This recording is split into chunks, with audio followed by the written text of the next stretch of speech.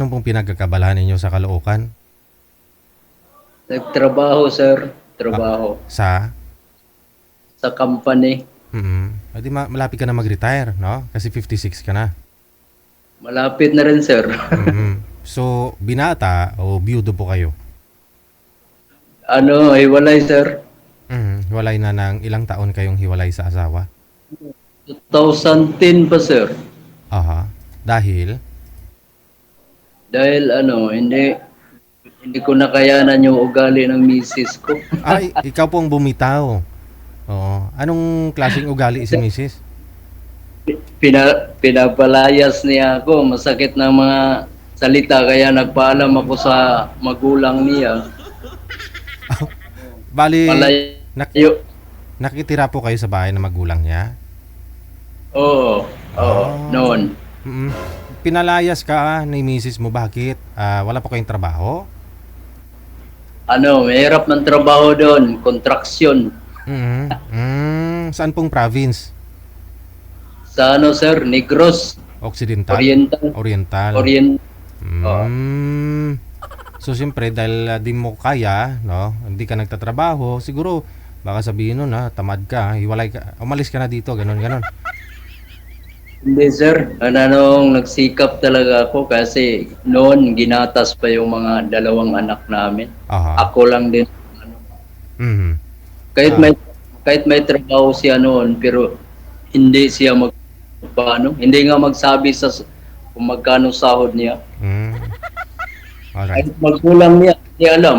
Aha. Kaya Ngayon po, yung mga anak ninyo, nasa kanya o nasa sa inyo? nandoon sa probinsya, doon sa kanya, sir. Ilang taon na po Pero ngayon? Ilang taon na ho yung mga anak naka mo ngayon?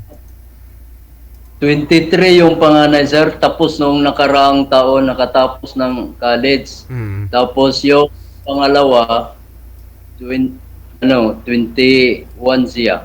Mhm.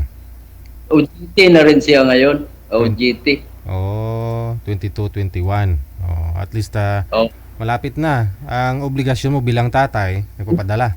23 yung panganay, 23 yung panganay, 21 yung Oo. mag-upload lang kasi. Nagsusupport na lang po kayo sa kanila. Oo, sir. Oo. Mm. Yun din ang pangako ko sa mga magulang ng misis ko noon. Mhm. Hindi ka pinigilan ng magulang ng asawa mo? Huwag kang umalis. Ikaw mabait ka na manugang. Sinabi nila, sir, umiyak pa nga yun sila nga sinabi nila nga Ah. na nung kahit pati daw sila hindi ginagalang. Okay. Tubong ano po kayo, sir? Ano pong original place ninyo? Sa sir, Bakong, Negros Oriental. Halos magkalapit lang po kayo doon.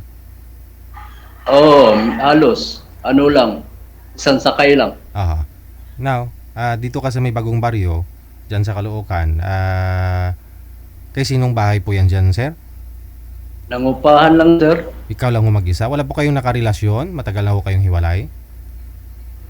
Dati, sir, mayroon, pero matagal na rin, sir. Mga edad pa ko noon, pa lang, 45 pa lang ako noon. Pero sa dali lang din. Sa? Dali lang din. Saglit lang. Saglit lang. Pumunta ng Saudi. Kasi dito nagkakilala kami, December. Pagka March, nakaalis din siya sa Saudi.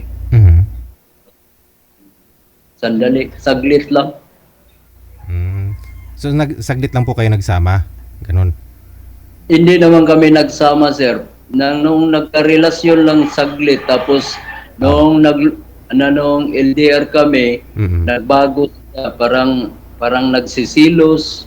Hindi ko maintindihan. Kaya ngayon po, kasal po kayo sa asawa mo? Sa ex? kasal, sir. Okay, sige. Hahanap po tayo ngayon ng makausap mo, no? Na matanggap ka, yung kahit kasal po kayo, okay lang, no? Oo. Kung sir, try lang. Oo, sige. 56, no? 56 years old. Wala sa may bagong baryo, Caloocan.